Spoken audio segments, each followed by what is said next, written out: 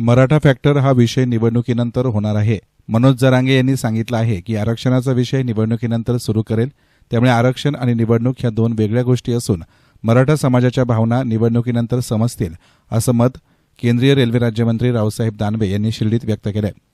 लोकसभा निवडणुकीच्या प्रचाराला जात असताना दानवे यांनी शिर्डीमध्ये येत साईबाबांच्या समाधीचं दर्शन घेतलं. याप्रसंगी ते माध्यमांशी बोलत होते.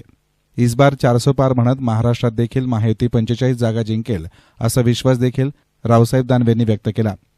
याचबरोबर दिल्लीचे मुख्यमंत्री अरविंद केजरीवाल यांच्या मुंबईतील सभेबाबत विचारलं असता अरविंद केजरीवाल हे इंडिया आघाडीतील घटक पक्ष असून त्यांना कुठेही जाण्याचा अधिकार आहे. त्यांच्या प्रचारानं मात्र आमच्यावर कुठलाही परिणाम होणार नाही, असं देखील दानवे यांनी सांगितलं.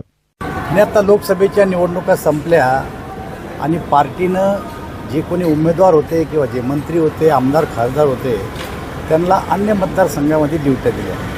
मला भिवंडीमध्ये जायचं सांगितलं होतं. मी 2 दिवस भिवंडीत प्रचार केला आणि परत जाताना रस्त्यामध्ये साईचं दर्शन घ्यावं, आशीर्वाद घ्यावा म्हणून मी या ठिकाणी दर्शनला आलो. साईजवळ एकच मागणं असतं आमचं सतत की या देशात सुव्यवस्था, शांतता राखू दे आणि या जनतेला सुखी समाधानी राहू दे आणि निवडणुकीमध्ये आम्हाला यश मिळालं तर आम्ही राज्य चांगलं करू, एवढंच साईला सांगितलं. सर, मराठा फॅक्टर किती चालला या लोकसभेत? असंही आता हा विषय निवडणुकीनंतर होणार आहे. आज तर काही हा विषय नाही आहे. जे कोणी आंदोलन करते होते जरंगे पण त्यांनी सांगितलं की इलेक्शनचा आणि आरक्षणाचा विषय मी इलेक्शन नंतर सुरू करेन. त्यामुळे तेव्हा मग काय होतं, 5 नंतर पुन्हा जरांगे पाटील आंदोलन सुरू करतात असं म्हणालेत ते. सर, इस बार किती मोदींनी जो नारा दिला 400 पार, महाराष्ट्रात 45. होल्डिंग दुर्घटनेनंतर जे मुंबई महानगरपालिकेने ना फेटाळली, आपली ड्युटी का यार. सर, पण बाकीच्या ठिकाणी पण कारवाई सुरू झाल्या आहेत फलक काढण्याच्या. कशा पद्धतीने प्रशासन योग्य ती कायदेशीर कारवाई करेल.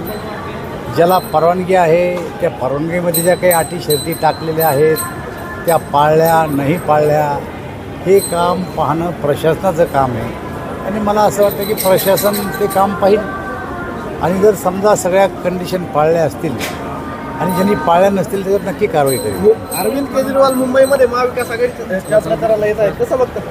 अरे आता ते इंडिया आघाडीतला घटक पक्ष आहे, त्यांना कुठेही जाण्याचा अधिकार आहे आणि त्याच्यामुळे ते जर आले तर काय आमच्यावर परिणाम होतो असं नाही आहे. आले तर त्यांचा तो प्रश्न आहे वैयक्तिकरित्या, त्यांच्या घटक पक्षाचा प्रश्न आहे त्यांना बोलवणं. जरांगे पाटलांचा बीड असेल, जालना असेल, संभाजीनगर असेल अशा ठिकाणी प्रचाराला उतरलेलं कसं काय? हे बघा, मी सांगितलं आपल्याला की आरक्षण आणि इलेक्शन या 2 गोष्टी वेगळ्या आहे आणि आंदोलनकर्त्यांनी सुद्धा सांगितलं आहे ना.